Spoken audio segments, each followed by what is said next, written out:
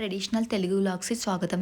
మీకు సంక్రాంతి స్పెషల్ అరిసెలు ఎలా తయారు చేయాలో చూపిస్తున్నాము. ఇక్కడ కేజీన్నర బియ్యం తీసుకుని దీన్ని 2 డేస్ నానబెట్టుకోవాలి.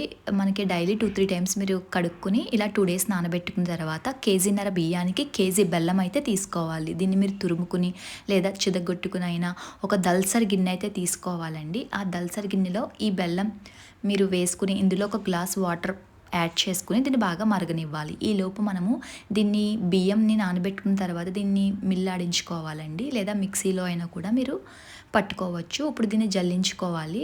ఇలా కాయిన్స్ వేయడం వల్ల ఏంటంటే తడిపిండి కాబట్టి మనకి బాగా కిందకైతే మెత్తంది వస్తూ ఉంటుంది. చూసారు కదా, ఇలా జల్లించుకున్న తర్వాత దీన్ని నొక్కుకోవాలండి. ఎందుకంటే మనకి ఈ పిండి అనేది తడి అయితే ఆరకూడదు. మీకు వీడియోలో చూపిస్తున్నాను చూడండి, ఇలా నొక్కుకోవాలి. పిండి తడి ఆరకూడదు. ఇది బెల్లం పాకంలో అయితే కలుపుకుంటూ ఉండాలండి. ఇది బాగా మనకి పాకం కింద రావాలి. దీన్ని మీకు స్టార్టింగ్లో కొంచెం హై ఫ్లేమ్లో పెట్టుకుంటే కనుక ఇది తొందరగా మరుగుతూ ఉంటుంది అన్నమాట.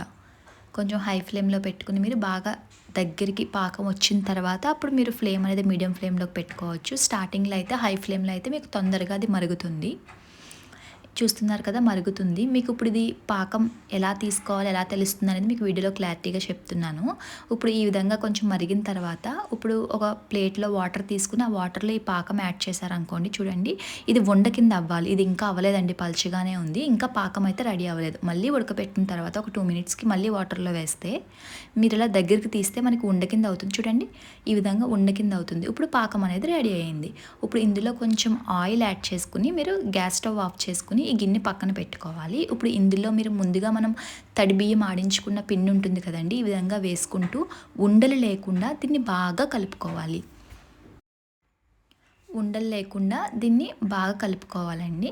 చూస్తున్నారు కదా, కొంచెం కొంచెం పిండి యాడ్ చేసుకుంటూ దీన్ని బాగా కలుపుకోవాలి. కలుపుకున్న తర్వాత కూడా ఇది వేడిగానే ఉండాలండి. మనం దీన్ని మూత పెట్టుకుని ఉండలు చేసుకుని అరిసెల కింద చేసుకుంటాము. ఇది వేడిగానే ఉండాలి.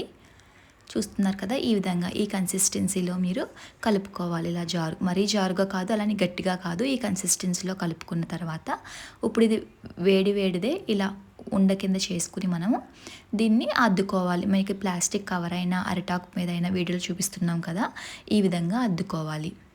ఇప్పుడు మీకు డీప్ ఫ్రైకి సరిపడినంత ఆయిల్ పెట్టుకుని ఆయిల్ అనేది బాగా మరిగిన తర్వాత ఈ అరిసెలు అనేది వేస్తే కనుక మనకి ఈ అరిసెలు అనేది రెడీ అయిపోతాయి. మీకు చూపిస్తున్నాం కదా. సో ఆయిల్ అనేది మరిగిన తర్వాత ఇందులో మనము అరిసెలు అనేది వేస్తున్నాము. ఇది బ్రౌన్ కలర్ వచ్చే వరకు వేయించుకోవాలండి. ఒకసారి అటు ఇటు తిప్పుకుంటూ మీరు వీటిని బాగా వేయించుకోవాలి. చూసారా, ఇప్పుడు ఇవి ఫ్రై అయ్యాయి కదా, ఇవి బ్రౌన్ కలర్ వచ్చే వరకు ఫ్రై అయిన తర్వాత మీరు దీన్ని తీసుకుంటున్నాం. ఇప్పుడు దీన్ని ఇలా నొక్కడం వల్ల దాంట్లో ఉన్న ఆయిల్ అంతా కిందకు వచ్చేస్తుందండి. మనకు అంతేనండి, సంక్రాంతి స్పెషల్ ఈ బెల్లం అరిసెలు అయితే రెడీ అయ్యాయి.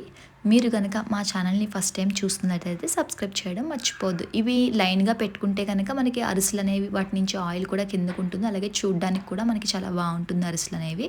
ఈ విధంగా మిగతా అరిసెలను కూడా తయారు చేసుకోవాలి. ఈ వీడియో కనుక మీకు యూస్ఫుల్ అయితే మా ఛానల్ని మీరు ఫస్ట్ టైం చూస్తున్నట్లయితే కనుక సబ్స్క్రైబ్ చేయడం మర్చిపోవద్దు.